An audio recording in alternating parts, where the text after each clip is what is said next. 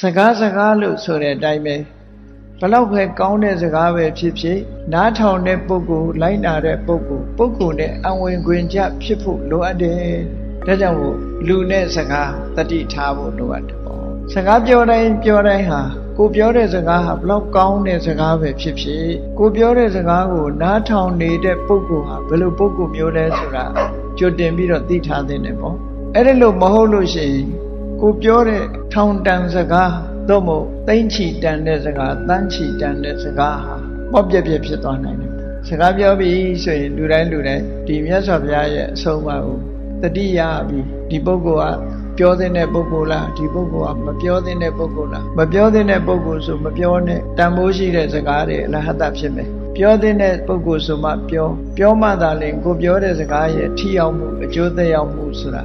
ဖြစ်ပေါ်လာမှာဖြစ်တယ်ဆိုတော့အလေးနဲ့ထားပြီးတော့စဉ်းစားကြရအောင်